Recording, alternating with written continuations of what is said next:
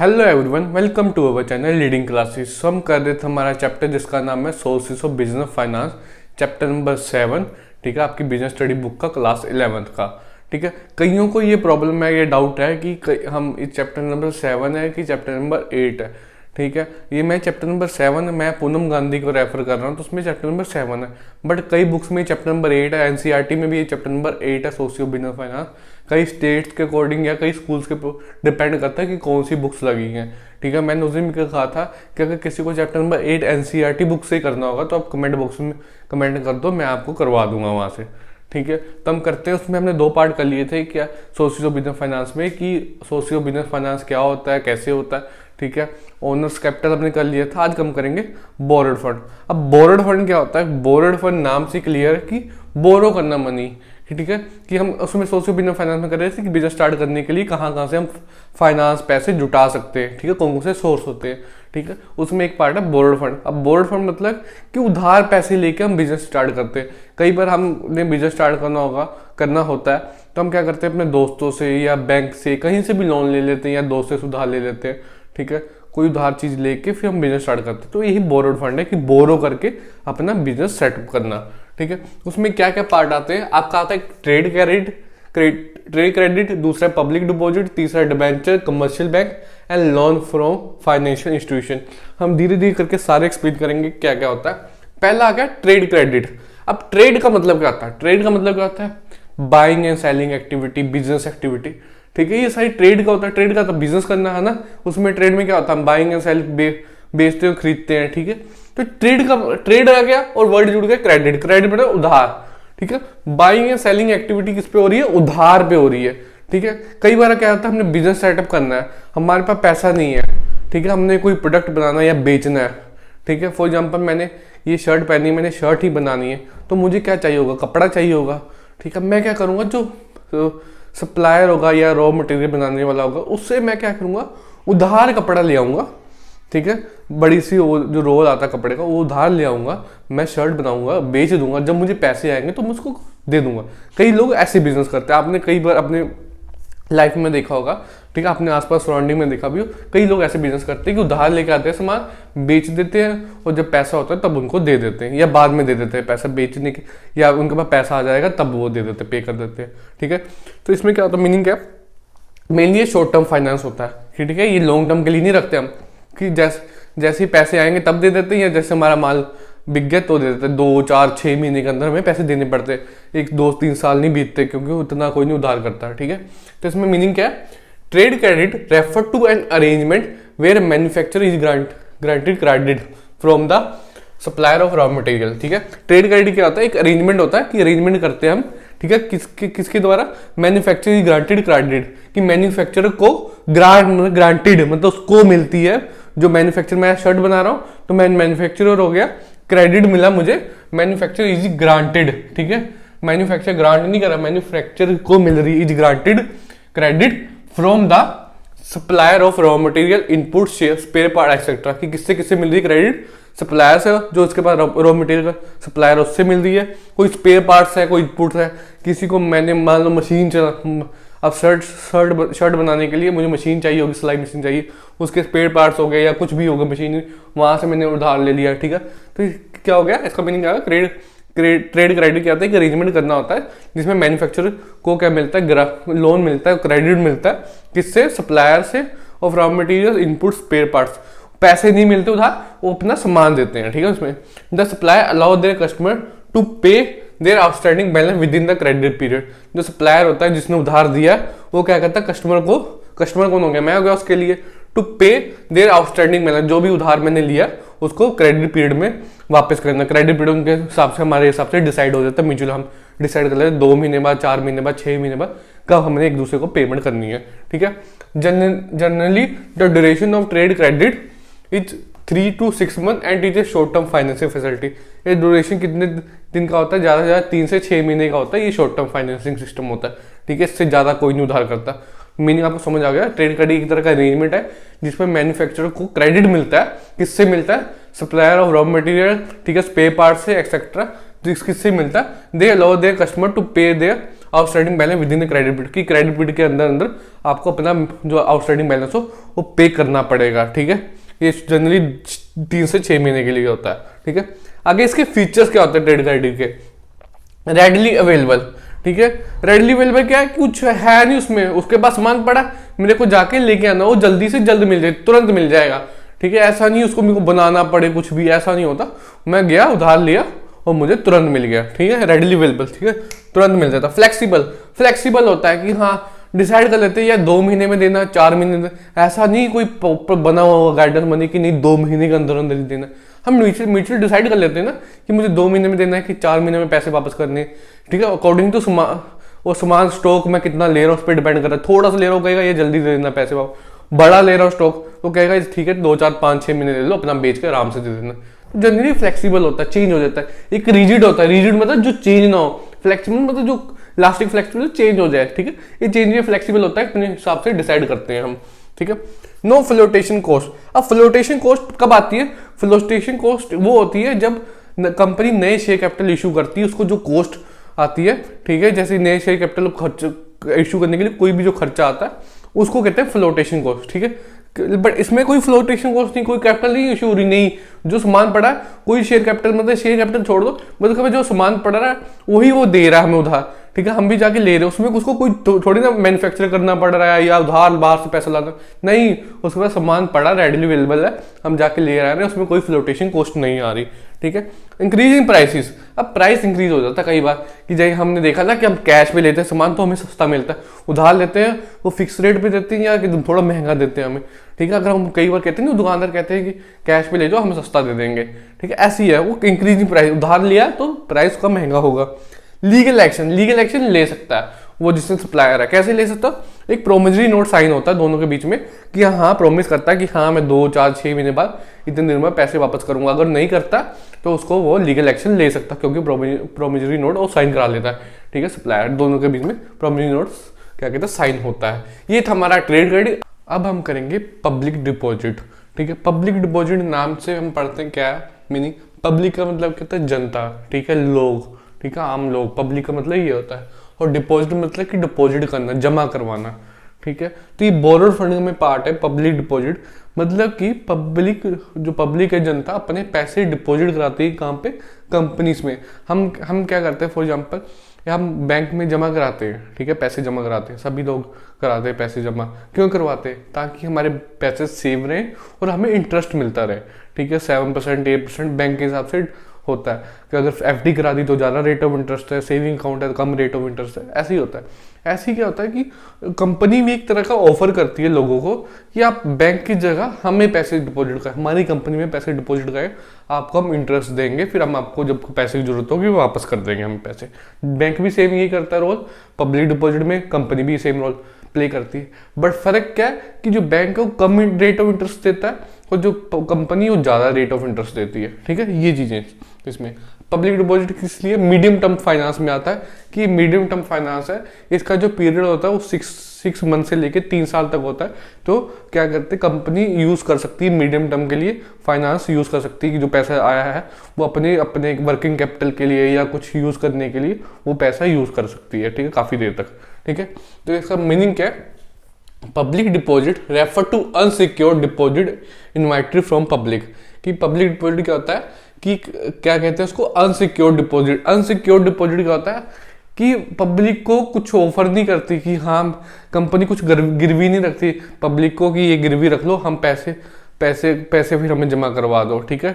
एक कोई उसमें ट्रस्ट नहीं है, ट्रस्ट ही है सिर्फ, ठीक है, उसमें कोई सिक्योरिटी नहीं है। आपको अगर भरोसा है तो जमा करवा दो, अब कुछ भरोसा नहीं है तो मत जमा करवाओ, ठीक है। ये अनसिक्योर्ड डिपॉजिट होता है कि कंपनी कुछ ऑफर नहीं करती, कुछ मॉर्टगेज नहीं रखती, कुछ गिरवी नहीं रखती पब्लिक को कि हाँ इसके बदले आप हमें पैसे जमा करा दो, आपका मन है तो करवा दो, आप भरोसा करते हो तो करवा दो, अगर नहीं भरोसा करते तो ना करवाओ। तो क्या हो गया, public deposit refer to unsecured deposit invited from public, कि पब्लिक से इन्वाइट करता है क्या, अनसिक्योर्ड डिपॉजिट की। अनसिक्योर्ड मतलब कि उसमें कोई भरोसा वाला डिपॉजिट नहीं है, भरोसा नहीं किया जाता, ठीक है। एक company wishing to invite public deposit place an advertisement in newspaper. Public deposit के कैसे इनवाइट किया जाता है पब्लिक को, कि न्यूज़पेपर में एडवर्टाइजमेंट दी जाती है, ठीक है। न्यूज़पेपर में बहुत सारी एडवर्टाइजमेंट आती है, पब्लिक डिपॉजिट की भी एडवर्टाइजमेंट दे देते हैं, लोग फिर उसमें देख पढ़ के अपने पैसे जमा करा सकते हैं। Any member of the public can fill up the prescribed form and deposit money with the company. कि कोई भी आदमी, कोई भी एक इंसान, आम इंसान अपना ये कहते एक फॉर्म जमा होता है, फॉर्म फिल करके, प्रिस्क्राइब फॉर्म दिया है उसको फुलफिल करके सारी डिटेल भर के अपने पैसे कंपनी में जमा करा सकता है, ठीक है।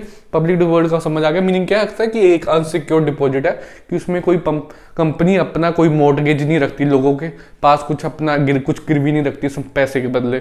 आप पब्लिक आम वैसे ही जमा करा देती, भरोसा करके आंख बंद करके जमा कराती है, ठीक है। एक unsecured deposit invited from public, public से इन्वाइट किया जाता है। अनसिक्योर्ड डिपॉजिट कंपनी करती है। एक company wishing to invite public deposit place advertisement place करती है न्यूज़पेपर में, उसके बदले पब्लिक को इन्वाइट करती है, ठीक। कोई भी आम आदमी एक फॉर्म फिल करके पैसे जमा करा सकता है कंपनी को, ठीक है। फीचर्स क्या है इसके? पहला ही फीचर आ गया अनसिक्योर्ड है, ठीक है। कोई कंपनी का कुछ नहीं मॉर्टगेज रखना, आपको भरोसा है, करवाना करवाओ, नहीं करवाना ना करवाओ, ठीक है। इसमें क्यों करवाते हैं लोग? क्योंकि इसमें रेट ऑफ इंटरेस्ट ज्यादा मिलता है। बैंक में आपको रेट ऑफ इंटरेस्ट कम मिलता है, इसमें आपको ज्यादा मिलता है, ठीक है। आगे क्या? Finance of working capital. एक वर्किंग कैपिटल बन जाता है किसके लिए? कंपनी के लिए, कि पैसा आया 6 से 3 साल के लिए हम यूज कर सकते हैं, ठीक है। कि वर्किंग कैपिटल की रोजमर्रा की जो भी चीजें चाहिए हम खरीद सकते हैं, ठीक है। उसके लिए कंपनी इस चीजों में यूज करती, बड़ी इन्वेस्टमेंट में ज्यादातर नहीं यूज करती, बट वर्किंग कैपिटल में ही यूज करती पैसा, ठीक है। आगे क्या? टाइम पीरियड क्या होता है? टाइम पीरियड में बताया ना आपको, 6 से लेके 3 साल तक होता है। 6 महीने से लेके 3 साल तक पब्लिक लोगों से पैसा डिपॉजिट रखती है, अपने पास रखती है, ठीक है। सिंपल प्रोसीजर टू रेस, की सिंपल प्रोसीजर है, ज्यादा कुछ नहीं है, कि एक फॉर्म होता है, फिल करके आप जमा करवा सकते हैं। अब बैंक जाओगे, बैंक में बहुत धक्के खाने पड़ते हैं, ये करो ये करो, फिर जाके आपका अकाउंट खोलता है, आपके पैसे जमा होते हैं। बट इसमें बहुत सिंपल होता है, रीपेमेंट टाइमली हो जाती है। क्या कहते हैं 10%, क्या कहते हैं जो भी पब्लिक डिपॉजिट आया होता उसका 10% संभाल के रखती है, बाकी वो रीपेमेंट में कंपनी यूज कर देती है। कि कई लोगों ने जमा कराए, कई लोग पैसे मांग रहे हैं, तो वो पैसे को रीपेमेंट कर देती है पब्लिक को, बट 10% हिस्सा संभाल के रखती है एंड ऑफ द ईयर तक, ठीक है। इकोनॉमिकल है किसके लिए? इकोनॉमिकल ये वर्ड किसके लिए? कंपनी के लिए यूज हो रहा है, कि कंपनी के लिए इकोनॉमिकल है, सस्ता है, ठीक है। कि जैसे आपको शेयर इशू करने होते हैं, डिबेंचर में खर्चा बहुत होता है, प्रोस्पेक्टस बनाओ, ये बनाओ, बहुत कुछ खर्चा आता है। बट इसमें क्या है, सिंपल सी एडवर्टाइजमेंट देनी है न्यूज़पेपर में, उसमें बहुत सस्ता सा खर्चा आता है, और एक फॉर्म रखा हुआ सिंपल वो भर के दे दीजिए, ठीक है। इसमें हो जाता है लिमिटेड अमाउंट, की लिमिटेड अमाउंट है, कि ज्यादा भी पैसा आप नहीं जमा करा सकते। कितना जमा करा सकते हैं? 25% of share capital and free reserve, कि 25% का शेयर कैपिटल का और फ्री रिजर्व का इतना ही अमाउंट जमा करा सकते हैं, उससे ज्यादा अमाउंट नहीं आप जमा करा सकते।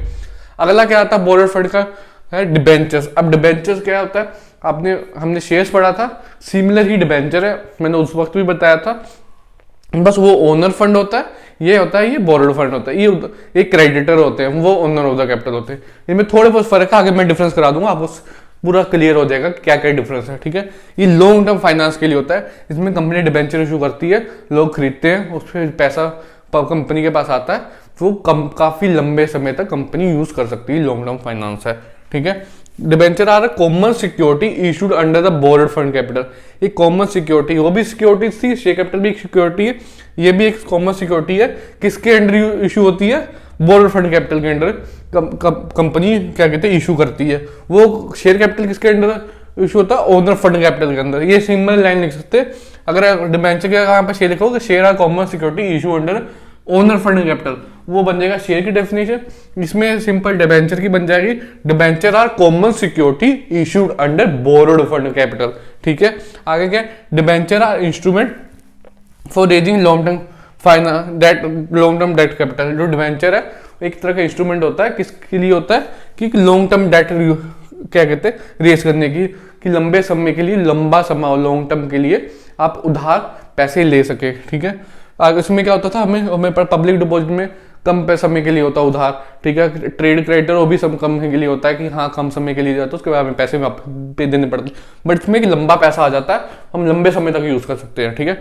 डिबेंचर आर क्रेडिटरशिप, ठीक है। डिबेंचर आर कॉल्ड क्रेडिटरशिप, इसको हम क्रेडिटरशिप भी कहते हैं, कि उधार पर्पस भी कहते हैं। Creditorship security because debenture holder are creditor of the company, जो क्योंकि डिबेंचर जो होल्डर होते हैं वो क्रेडिटर होते हैं कंपनी के लिए, ठीक है। कंपनी के लिए उन्होंने उधार दिया होता है, तो उधारी वाले आदमी होते हैं कंपनी के लिए, ठीक है।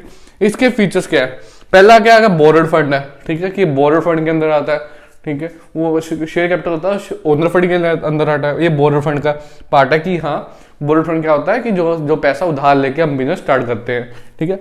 आगे क्या है, फिक्स रेट ऑफ इंटरेस्ट। इसमें क्या है, आपका फिक्स रेट ऑफ इंटरेस्ट है, आपको इतना देना ही देना है, जितना डिसाइड है उतना ही रेट ऑफ इंटरेस्ट आपको मिलेगा, ठीक है। आगे क्या, कंपल्सरी पेमेंट ऑफ इंटरेस्ट, की पेमेंट करनी कंपल्सरी है इंटरेस्ट की, चाहे आपको प्रॉफिट हो कंपनी को ना हो, बट आपको जो डिसाइड है रेट ऑफ इंटरेस्ट जितने दिनों बाद देना, तो आपको देना ही पड़ेगा, उसमें कुछ नहीं कर।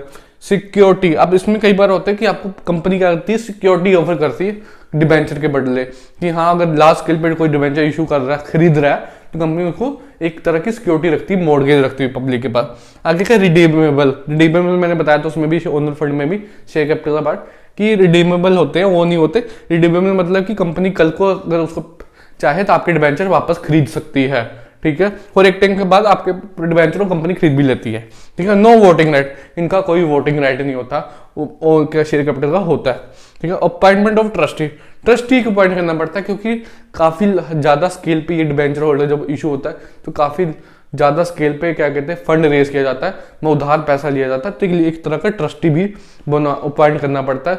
वो एक बैंक होते हैं जो भरोसा देते हैं कि हाँ ये फर्म आपके पैसे वापस कर देगी। तो ये था हमारा डिबेंचर, ये था पब्लिक डिपॉजिट। आगे हम इसका करते हैं डिफरेंस डिबेंचर और शेयर कैपिटल का। अब हम करेंगे difference between shares and debenture की, क्या क्या डिफरेंस होता है शेयर और डिबेंचर के बीच में। पहला क्या है, नेचर। नेचर क्या है उसका, शेयर क्या है, ओनर फंड में आता है, वो क्या आता है, बोरोड फंड में आता है। डिबेंचर क्या होता है, बोरोड फंड में आता है।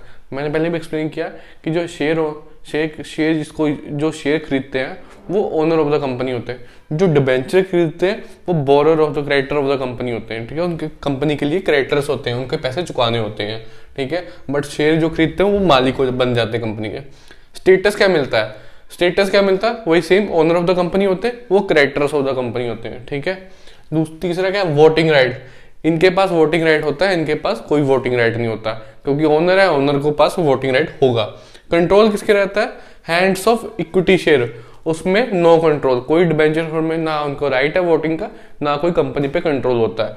बट इनको इक्विटी शेयर जो होल्डर होते हैं उनके हैंड में कंट्रोल होता है, प्रेफरेंस शेयर होल्डर के हैंड में नहीं होता, बट इक्विटी शेयर में होता है। राइट टू रिटर्न, कि रिटर्न कब मिलता है, किसका, जब पैसा हमें वापस मिलना होता है, कि चाहे आपको मैंने बताया था शेयर में हमें जब प्रॉफिट होता है तो हमें उसमें हिस्सा मिलता है, बट इसमें क्या मिलता है, इंटरेस्ट मिलता है, ठीक है।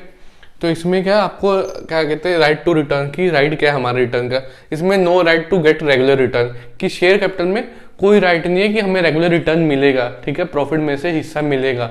जब कंपनी अर्न करेगी प्रॉफिट, उसके बाद अगर प्रॉफिट बांटने सब खर्चा करने के बाद जो हिस्सा बचेगा तो हमें मिलेगा रिटर्न, अगर नहीं बचेगा तो हमें कुछ नहीं मिलेगा। बट इसमें है उनका राइट, उनको हर बारी जो भी उनका फिक्स पीरियड के लिए फिक्स हुआ है रेट ऑफ इंटरेस्ट, उनको मिलना ही मिलना है, ठीक है। बट इसमें नहीं है इनके। सिक्योरिटी, इसमें नो सिक्योरिटी, कोई सिक्योरिटी नहीं रखता शेयर कैपिटल, सीधा आपको भरोसा है तो कंपनी के शेयर्स आप खरीद सकते हो। बट डिबेंचर होल्डर में कई बार डिबेंचर जो खरीदते हैं उनको उनके पास मॉर्गेज रखनी पड़ती है, क्यों, क्योंकि क्रेडिटर्स होते हैं कंपनी के, ठीक है। आगे रिडम्पशन, इसमें कोई रिडम्पशन नहीं होता। रिडम्पशन मैंने पिछली बार बताया था कि कंपनी क्या करती है, जब टाइम पीरियड होता है या जब मन करता है वो कंपनी वापस खरीद लेती है शेयर्स को या डिबेंचर्स को, ठीक है। तो कंपनी का बन जाता है, आपको पैसे चुका देती है। इसमें जो रिडीमेबल प्रेफरेंस शेयर होते हैं उसमें कंपनी खरीद सकती है, एक्सेप्ट रिडीमेबल प्रेफरेंस शेयर, ठीक है। उनके अगर उनके पहले ही साइन हुई होती है, ठीक है, सारी टर्म्स एंड कंडीशन, तो उसको उनके खरीद सकती है, रिडीम कर सकती है। बट इसमें क्या होता है, इसमें परमानेंट रिडीम हो जाता है, बीच में भी कर सकती है और फिक्स टाइम पीरियड पे जब खत्म होता है तो अपने आप ही रिडीम हो जाएगा, कंपनी पे बैक कर देगी, उनको पैसे उनके वापस कर देगी, ठीक है।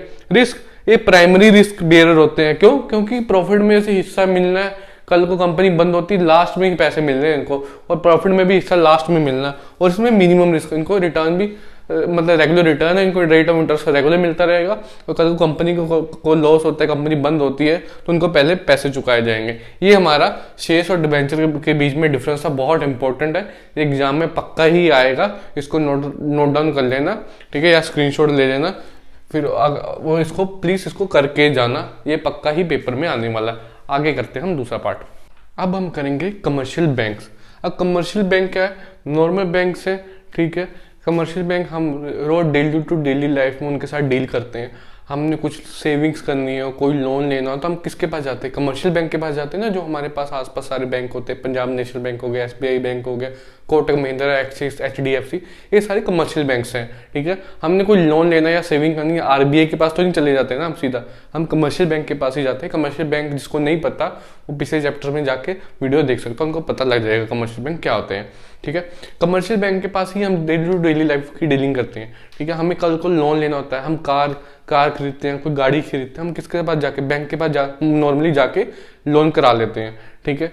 और या फिर हमें घर लेना हो, ठीक है, हम किसके पास जाते हैं, बैंक के पास जाते हैं, लोन ले लेते हैं, फिर धीरे धीरे करके उनको किस्तें देते हैं, ठीक है। ये वैसे ही इंडस्ट्री क्या करती है, कंपनी क्या करती है, नॉर्मल हम पर्सनल लोन लेते हैं, घर के लिए लोन लेते हैं, इंडस्ट्री अपनी कंपनी के लिए लोन ले लेती है, कंपनी को चलाने के पर्पस के लिए, उनको भी पैसा चाहिए ना, तो फिर वो लोन क्या होता है, वो बोरोड फंड में आता है, क्योंकि उधार एक तरह कमर्शियल बैंक आपको उधार पैसे देता है, उसके बदले आपसे इंटरेस्ट चार्ज करता है, ठीक है। कमर्शियल बैंक आपका ओनर नहीं बन जाता, तो इसलिए पॉइंट बोरोड फंड में आता है। मेनली किसके लिए होता है, शॉर्ट टर्म और मीडियम टर्म फाइनेंस के लिए कमर्शियल बैंक का यूज किया जाता है, ठीक है। Commercial bank provide funds for different purpose and different period.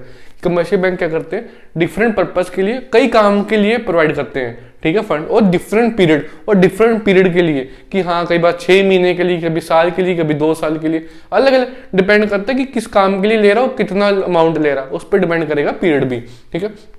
Firms of all sizes can approach commercial bank.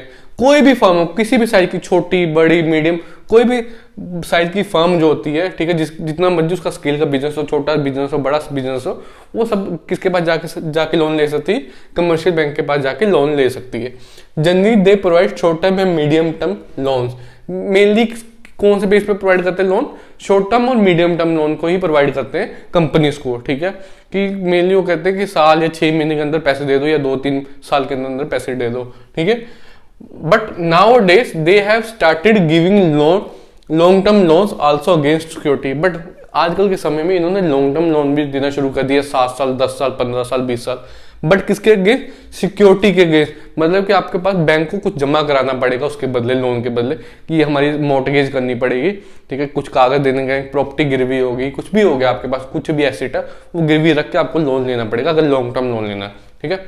Features क्या है इसके, एनी टाइम एनीवेयर, वही जब मर्जी जाके आप लोन ले सकते हो, जब भी आपको जरूरत पड़े आप कमर्शियल बैंक के पास जाके लोन ले सकते हैं अपने फॉर्मेलिटीज पूरी करके। सीक्रेसी, एक तरह की आपकी सीक्रेसी मेंटेन रहती है, कि आप लोन लेते हैं, आपको कंपनी को पता, बैंक को पता होता है आपकी कौन सी फाइनेंशियल पोजीशन में है, वो किसी के साथ शेयर नहीं करती। आप कभी बैंक से किसी की इन्फॉर्मेशन लेना चाहोगे, कभी नहीं आपको बताएगी। जो लोन ले रहा है उसी को पता होगी, वो बैंक को पता होगी, वो पूरी सीक्रेसी होती है, मेंटेन होती है, उसमें से कोई इन्फॉर्मेशन लीक नहीं होती है, ठीक है। सिंपल प्रोसीजर होता है, जाके आप फॉर्मेलिटीज होती है वो आप जाके पूरी कर दो, आपको लोन मिल जाता है, ठीक है। फ्लेक्सिबल है कि हाँ बड़ा लोन लेना है, छोटा लेना, कितने टाइम पीरियड के लिए, कई बार आपके डिपेंड करता है कि आपकी वहां पर अच्छी गुडविल है, तो आपको क्या कहते हैं, लंबे समय के लिए लोन ले देते हैं, कोई नहीं अब बाद में दे देना पैसे, थोड़ी देर में बाद दे। अगर गुडविल नहीं अच्छी, क्रेडिट स्कोर नहीं अच्छा, जिसको हम सिबिल कहते हैं, क्रेडिट स्कोर कहते हैं, वो नहीं अच्छा, तो आपको शॉर्ट टर्म के लिए मिलता है, कई बार कम पैसे मिलते हैं। अगर क्रेडिट स्कोर अच्छा है, ठीक है, आप अच्छे कस्टमर हो उसके बैंक के, आप डेली टू डेली लोन लेके वापस कर रहे हो, तो आपको लंबे समय के लिए भी दे देते हैं। क्रेडिट कार्ड नहीं यूज करते आप, क्रेडिट कार्ड में क्या होता है, लिमिट कैसे बढ़ती है, जैसे जैसे आप यूज करते जाते हो उसकी लिमिट बढ़ती जाती है। अगर नहीं अच्छे से यूज करते, नहीं टाइम से पैसे वापस करते, क्रेडिट स्कोर, फिर आपका क्रेडिट स्कोर कम हो जाता है और आपको क्रेडिट की लिमिट भी नहीं बढ़ाते, वो जितनी तक की उतनी की तक की रखते हैं। लिमिट कब बढ़ाते हैं, जब आप अच्छे से उसको यूज कर रहे हैं, अच्छे से पैसे वापस कर रहे हो उनको, ठीक है। वैसे ही फ्लेक्सिबल होता है, मेनली फॉर शॉर्ट पीरियड, कि शॉर्ट पीरियड के लिए इंडस्ट्रीज लोन लेती हैं, कंपनी की आज काम हुआ, कल को प्रॉफिट होगा, साल बाद ये 6 महीने बाद प्रॉफिट होगा, पैसे वापस कर देती है। Detail investigation, commercial bank detail investigation करता है कंपनी की, ऐसे नहीं कोई भी जाके लोन ले ले, देखेगी हाँ उनको प्रॉफिट हो रहा है, कंपनी वापस कर सकती कि नहीं, कल को घाटे की कंपनी लोन दे दो उनके भी पैसे मर जाए, ऐसा नहीं होगा, डिटेल इन्वेस्टिगेशन होती है, ठीक है। आगे करते हैं हम लोन फ्रॉम फाइनेंशियल इंस्टीट्यूशन, कि लोन किससे मिल रहा है, फाइनेंशियल इंस्टीट्यूशन से।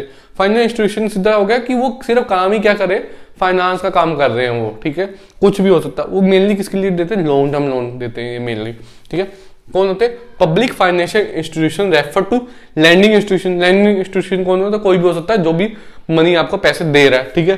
डेवलपमेंट बैंक, ये डेवलपमेंट बैंक क्या होता है कि जो डेवलपमेंट करने के लिए, ठीक है, इंडिया को या कंट्री को डेवलप करने के लिए बैंक बनाए गए गवर्नमेंट के द्वारा, वो हो सकते हैं। उनके पास जाके आप लोन ले सकते हैं, लॉन्ग टर्म लोन। और फाइनेंशियल इंस्टीट्यूशन, और कोई भी फाइनेंशियल इंस्टीट्यूशन है, कुछ भी है, लैंडिंग, जो भी इंस्टीट्यूशन एक बना हुआ कंपनी बनी है, कोई भी एक मतलब कोई भी एक फर्म है, कोई वो सिर्फ लोन ही प्रोवाइड कर रही है, लोगों को पैसा ही प्रोवाइड कर रही है, उसको हम फाइनेंशियल इंस्टीट्यूशन कहते हैं, ठीक है। बैंक हो सकता है, कुछ भी होता है, कोई इंस्टीट्यूशन हो सकता है, आम प्राइवेट हो सकता है, मेनली लॉन्ग टर्म लोन देते हैं, but rate of interest high charge कर देते हैं, ठीक है। After independence government setup new financial institution for the growth of industry and economy. Government ने जब इंडिपेंडेंस हुई 1947 के बाद, तब इनको फाइनेंशियल इंस्टीट्यूशन को सेटअप किया ताकि हमारी कंट्री में इंडस्ट्री लग सके, लॉन्ग टर्म लोन मिल सके, लोग इंडस्ट्री सेटअप करें ताकि हमारी इकोनॉमी ग्रोथ हो, सब कुछ हो। कमर्शियल बैंक कई बार सफिशिएंट नहीं होते क्योंकि वो शॉर्ट टर्म लोन देते हैं, ठीक है, बट जो फाइनेंशियल इंस्टीट्यूशन होते हैं वो लॉन्ग टर्म भी लोन दे देते हैं आपको, ताकि आप अच्छे से कंपनी चला के पैसे वापस करें, ठीक है। इसके फीचर्स क्या है? आपको लॉन्ग टर्म फाइनेंस मिलता है, सीधी बात है कि आपको लंबे समय के लिए लोन मिलता है, आप यूज करके फिर 10 साल 15 साल यूज करके पैसे वापस कर सकते हैं। रेट ऑफ इंटरेस्ट उस पर डिपेंड करता है। मैनेजरियल एडवाइस, आपको है ना इसके साथ, लोन के साथ मैनेजरियल एडवाइस भी मिलती है कि उनके पास ना अच्छे खासे लोग होते हैं, वो आपको एडवाइस करते हैं कि आप कंपनी को ऐसे चलाओ, आपको घाटा ना हो जाए, प्रॉफिट ना हो जाए, आपको एडवाइस ले सकते हो उनसे। मैनेजरियल एडवाइस देते हैं, कंपनी चलाने का तरीका ही बताते हैं क्या, ताकि आपको लॉस ना हो, ठीक है, प्रॉफिट ही हो, ठीक है, आपको कैसे चलाना है, कंपनी को कैसे हैंडल करना है, वो सारी एडवाइस भी मिलती है आपको फ्री ऑफ कॉस्ट, ठीक है। आगे सब्सक्राइबर ऑफ द सिक्योरिटीज, वो मेनली सब्सक्राइबर बन जाते हैं सिक्योरिटीज के, क्यों? आपके शेयर्स और डिबेंचर्स को खरीद लेते हैं वो, ठीक है, आपके सब्सक्राइबर हो गए।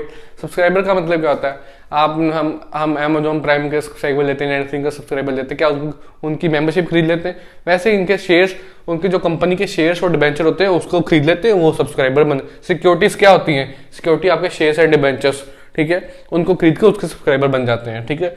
गारंटी लोन, गारंटी लोन भी आपको प्रोवाइड कराते हैं कि हाँ, किसी बैंक को जाके कह देते हैं कि हाँ आपको गारंटी मिलती है, फर्म की तरफ, आपकी कंपनी की तरफ से वो गारंटी ले लेते हैं, तो आपको गारंटी लोन भी प्रोवाइड करते हैं। लोन इन फॉरेन करेंसी, आपको फॉरेन करेंसी में भी लोन प्रोवाइड करते हैं। कई बार आपको चाहिए होता है कि हमने कोई मशीनरी लानी है फॉरेन कंट्री से, रॉ मटेरियल खरीदना है, फॉरेन कंट्री से खरीदना है, बट उनको पेमेंट फिर फॉरेन करेंसी में करनी पड़ेगी, तो आपको फिर लोन किसमें? फॉरेन करेंसी में भी प्रोवाइड कर देते हैं कि हाँ, क्योंकि फॉरेन करेंसी आपको देनी पड़ती है वहाँ पे। अंडरराइटर, अंडरराइटर क्या है? एक तरह के एजेंट होते हैं जो आपको लोन प्रोवाइड करा सकते हैं, आपके सेल सिक्योरिटी को सेल परचेज करा सके, ठीक है। वो एक तरह के अंडरराइटर मतलब एजेंट की तरह काम करते हैं, ठीक है। यहाँ से आपका ये सोर्सेस ऑफ बिजनेस फाइनेंस का चैप्टर होता है कंप्लीट। होप सो आपको समझ आया होगा। अगर किसी को कुछ भी डाउट हो कमेंट बॉक्स में जाके कमेंट करके पूछ सकता है, ठीक है। मैंने फिर से बता रहा हूँ, अभी बता रहा हूँ, पहले भी बताया सारे पार्ट्स में कि अगर आपको चैप्टर नंबर 8 एनसीईआरटी बुक से करना है तो आप कमेंट बॉक्स में जाके कमेंट कर सकते हैं, मैं आपको करवा दूंगा। बाकी यहाँ से आपको चैप्टर कंप्लीट हो गया होगा, आप इसको ध्यान से पढ़िएगा, ठीक है, आपको समझ आ जाएगा, ठीक है। और जो शेयर्स और डिबेंचर के बीच में डिफरेंस जरूर करके जाना, वो पेपर में जरूर आएगा। और ये कमर्शियल बैंक और फाइनेंशियल इंस्टीट्यूशन भी आपके पेपर में आ सकता है, इसके भी हाई चांसेस है 70-80% के बीच में। होप सो आपको वीडियो अच्छी लगी होगी। चैनल को लाइक करना, शेयर करना, कमेंट करना। Thank you for watching our video.